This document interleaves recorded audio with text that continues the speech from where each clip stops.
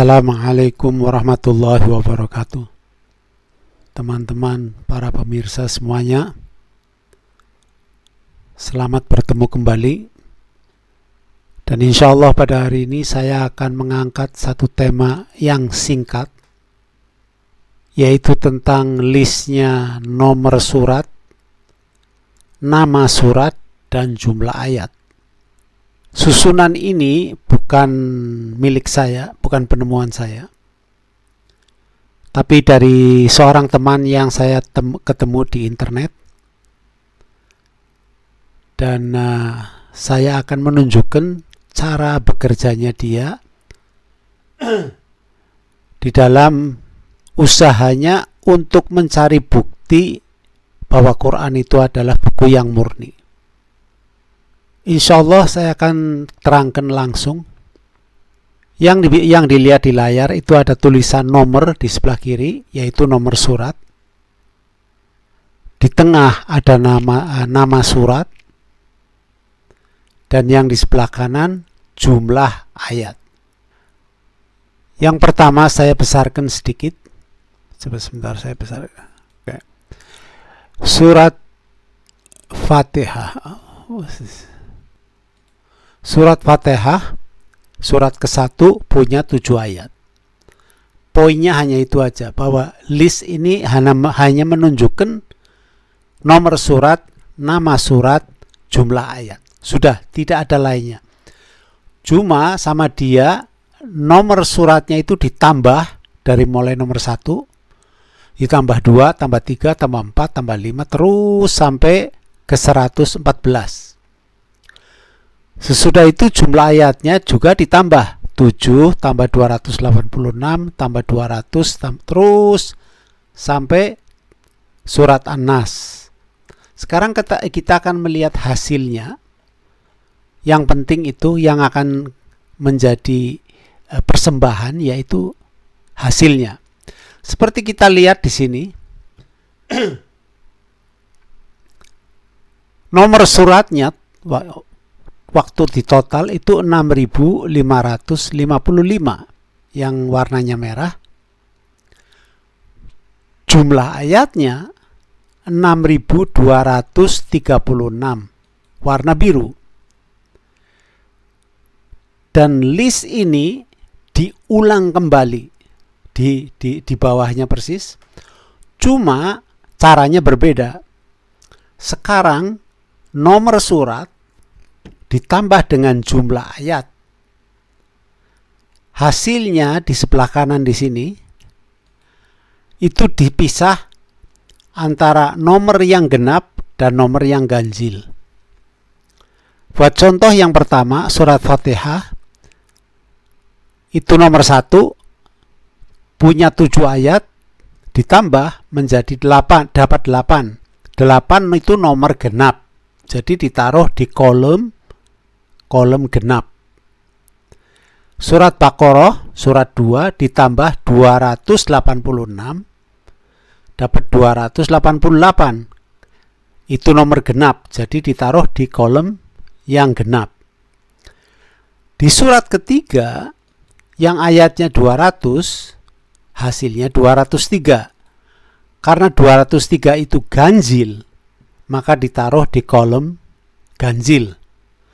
Hanya itu saja, tidak ada lainnya. Caranya tidak kompleks, hanya begitu saja. Cuma hasilnya itulah yang menjadi sesuatu yang fenomena. Bagaimana ini bisa terjadi?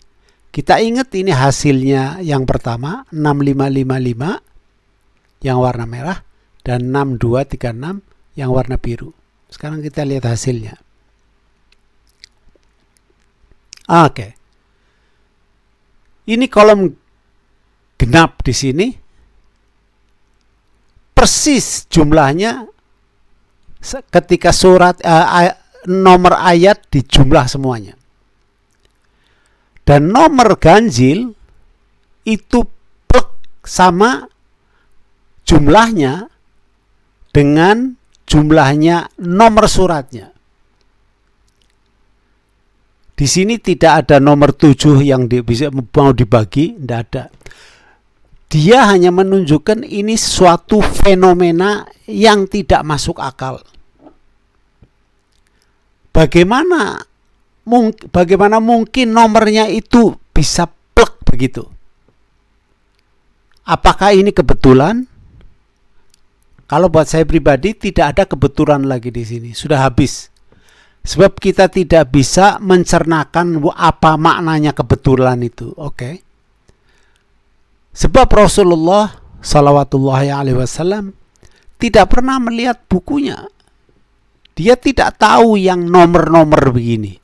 Ya, dia mungkin maksudnya faham Al-Fatihah itu nomor 1, Baqarah nomor 2, tapi tidak ada susunan di dalam hatinya dia seperti ini. Demikian juga para sahabatnya, demikian juga dengan tabi'in dan lain-lainnya. Dan yang anehnya, kita dengar cerita bahwa di zaman Utsman itu pertama kali Quran dibukukan secara resmi. Dan katanya ada 4 Quran waktu itu yang dibikin. Dan Quran itu dipisah ditaruhnya. Ada yang di Madinah, ada yang di Baghdad, ada yang di Kairo. Jadi kalau ada sesuatu terjadi di tempat lain, yang di tempat lain itu masih ada dan selamat. Katanya begitu. Tapi pada kenyataannya kita tidak pernah melihat Quran itu. Oke. Jadi bagaimana mungkin ini Quran nomornya itu dipertahankan dengan hasil yang sekarang kita bisa melihat? Bagaimana buku itu dipertahankan padahal Quran yang kita lihat sekarang ini itu diresmikan di awal abad yang lewat. Kalau nggak salah di tahun 1924. Saya tidak tahu. 100 tahun yang lalu. Apa yang terjadi dari zaman Rasulullah Sallallahu Alaihi Wasallam sampai 100 tahun yang lalu? Siapa yang mempertahankan nomor-nomor ini intek sampai sekarang kita bisa ngecek? Itu yang menjadi yang kita sebut fenomena, sesuatu yang tidak masuk akal. Dan saya punya lainnya lagi, saya pribadi ya. Jadi kata-kata jiplakan itu sudah tidak berlaku di sini.